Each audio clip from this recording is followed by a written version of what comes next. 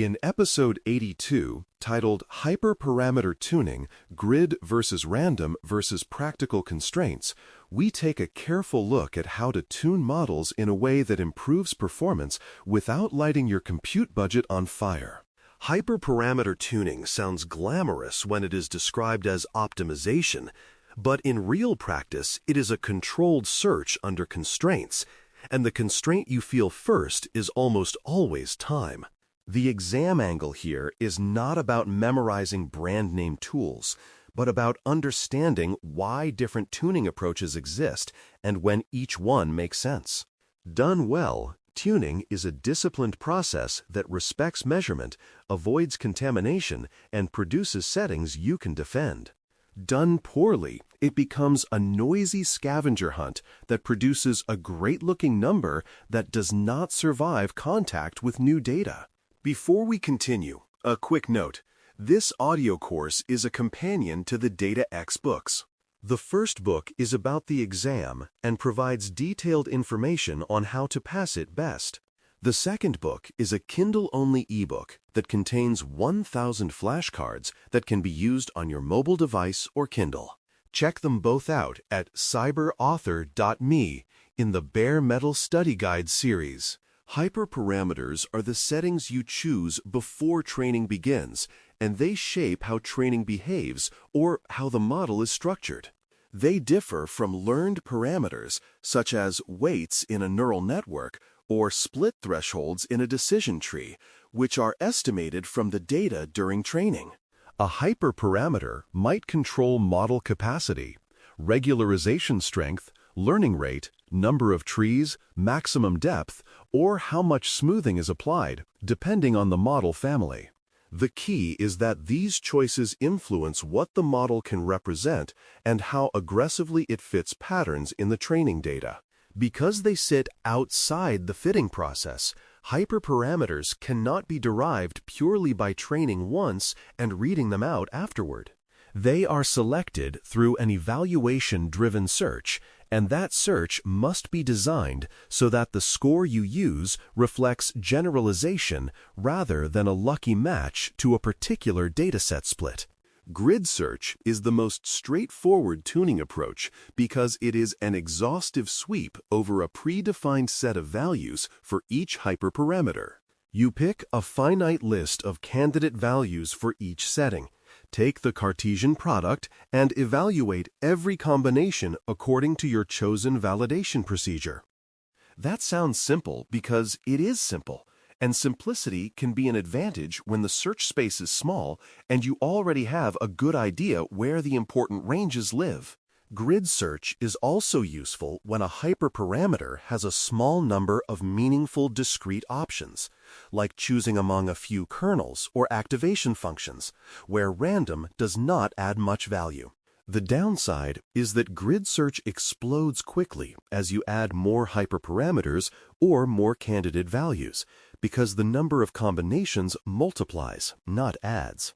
In practical terms, grid search is best when you can keep the grid tight and intentional rather than using it as a blunt instrument. Random search becomes attractive when you have many hyperparameters, a limited budget, or a suspicion that only a few hyperparameters truly matter for performance in your scenario.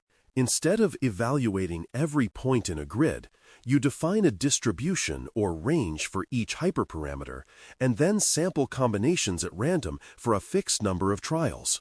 The power of random search comes from the fact that it explores more unique values of each hyperparameter than a grid of the same size, especially when only one or two hyperparameters strongly drive the outcome. A grid can waste trials by repeatedly testing similar values along unimportant dimensions, while random sampling can spread out exploration and stumble into good regions more efficiently. This matters when you are tuning models with several knobs, because the chance that a coarse grid aligns with the true sensitive directions is not as high as people assume. In other words, random search is often the pragmatic choice when you need decent results quickly and you cannot afford an exhaustive sweep. When performance surfaces are irregular, meaning small changes in hyperparameters cause non-smooth, non-monotonic changes in validation performance, you should prefer smarter search approaches over both naive grid and naive random. Irregularity shows up when the training process is sensitive to initialization, when the loss landscape has many local quirks, or when interactions among hyperparameters produce sharp ridges and valleys. In such cases, systematically marching along a grid can miss narrow good regions, and pure random sampling can waste trials in unproductive areas without learning from what it already observed. Smarter search methods use the history of previous evaluations to propose new candidates that are more likely to improve, effectively balancing exploration and exploitation. You do not need to memorize specific algorithm names to understand the principle the exam is probing, which is that adaptive search can be more compute efficient when the response to hyperparameters is messy. The essential idea is to spend more evaluations where evidence suggests the payoff is higher, while still checking enough of the space to avoid premature commitment. Before you tune anything, you need an evaluation plan, and you need to decide what metric you are optimizing, because otherwise you are just wandering. The evaluation plan includes how you split data, whether you use k-fold cross-validation, and how you manage any pre-processing steps so you avoid leakage. The metric choice should match the actual goal of the task, such as precision and recall trade-offs in imbalanced classification, error magnitude in regression, or ranking quality in recommendation-like scenarios. If you pick the wrong metric, tuning can successfully optimize the wrong behavior, which is a special kind of failure because the numbers look better while the real outcome gets worse. A common professional mistake is to default to accuracy because it is familiar, even when the cost of false negatives or false positives is asymmetric. The disciplined approach is to define the metric first, lock it in, and then tune hyperparameters to improve that metric under the same evaluation procedure for every candidate. One of the fastest ways to destroy the credibility of your performance estimate is tuning on the test set, even if it is done just a little. The test set exists to provide an unbiased final estimate after you have completed selection. And the moment you use it to choose hyperparameters, you are letting the test set influence the model indirectly. Each time you peek at test results and adjust settings, you are overfitting to that test set, which means the final number is no longer a true generalization estimate. This is not merely a procedural nitpick because it affects how well the model will perform on the next unseen data, which is the whole point of the test set in the first place. The clean separation is to use training plus validation, often through cross-validation, to tune and select, then freeze the choices, and only then evaluate once on the untouched test set. If you remember that boundary as a governance control, you will avoid a mistake that is both common and costly. Early stopping concepts are one of the most practical ways to save time during tuning, because they prevent you from fully training candidates that are clearly not promising. The high-level idea is to monitor performance on a validation signal during training and stop training when improvements stall, rather than spending full compute on a run that has plateaued. This is especially valuable in iterative training procedures like gradient-based methods, but the concept generalizes to any process where you can observe partial progress and infer that further effort is unlikely to change the ranking among candidates. Early stopping is not about cutting corners blindly, because done incorrectly, it can bias results toward candidates that learn quickly rather than candidates that eventually generalize better. The disciplined use is to apply the same early stopping rule across candidates and to treat it as a budget management tool that frees resources to test more promising settings. In tuning work, the ability to abandon losers early often matters more than the elegance of the search algorithm. As you tune, you should expect to narrow your ranges based on what you learn from learning curves and stability patterns rather than continuing to search the entire original space. Learning curves show how performance changes as training progresses or as dataset size increases, and they can reveal whether a model is underfitting, overfitting, or simply limited by data quality. If a hyperparameter range consistently produces unstable results across folds or across repeated runs, that instability is a signal to adjust toward more regularization, more conservative learning rates, or less capacity, depending on the model. Conversely, if performance is consistently flat across a wide range, that hyperparameter may not be worth spending more budget on, and you can tighten or even fix it to a reasonable default. Narrowing ranges is not guesswork when it is based on observed behavior, because you are converting broad uncertainty into focused hypotheses. This is where tuning becomes less about brute force and more about reading the evidence the training process is giving you. Reproducibility matters in tuning because the output is not just a score, it is a set of choices you may need to explain and defend. Tracking experiments means recording what hyperparameters were tried, what evaluation procedure was used, what metric was optimized, and what data version and pre-processing rules were in play. Without that record, you cannot reliably reproduce the chosen settings, and you cannot investigate why results changed when you retrain later or when the dataset shifts. Reproducibility is also a control against accidental cherry-picking because it forces you to account for the full history rather than only the best run you remember.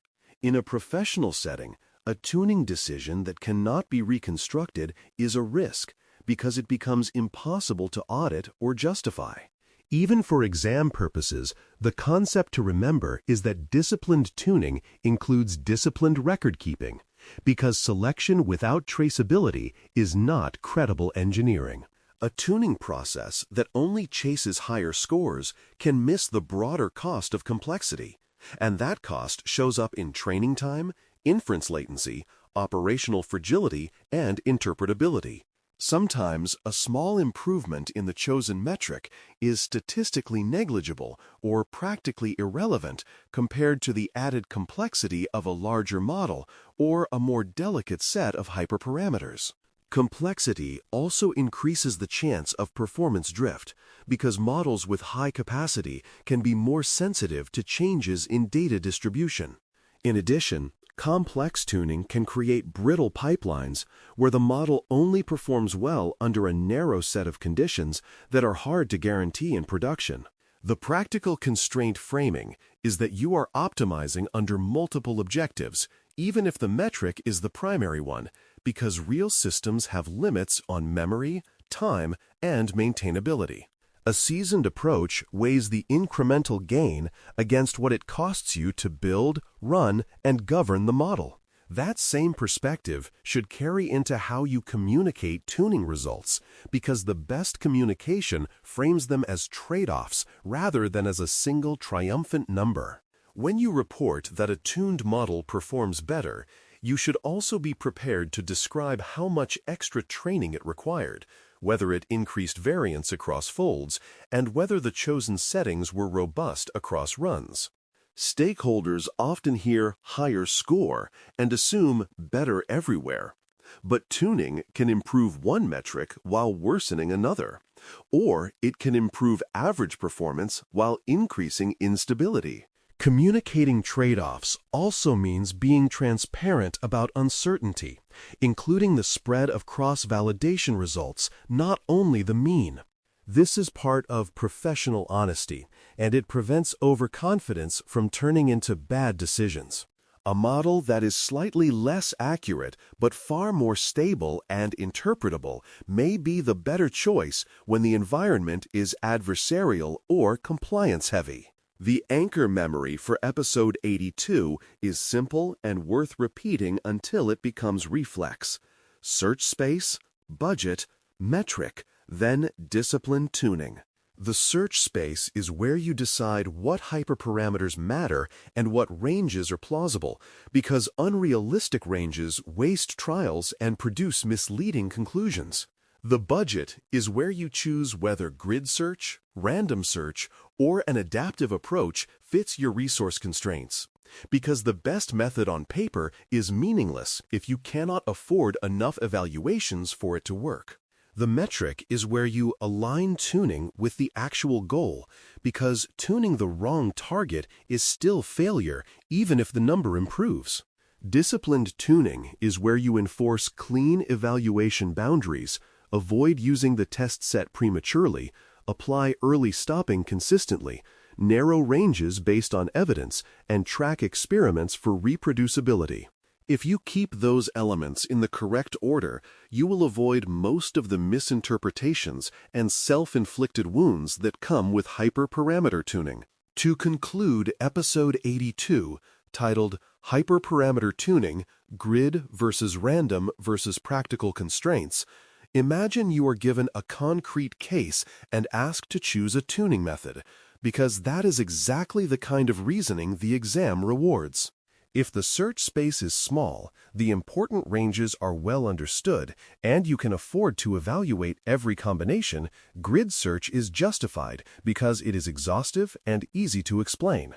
If the space is large, budgets are tight, and you need good coverage quickly, random search is typically the stronger choice because it explores more broadly without the combinatorial blow-up of grids.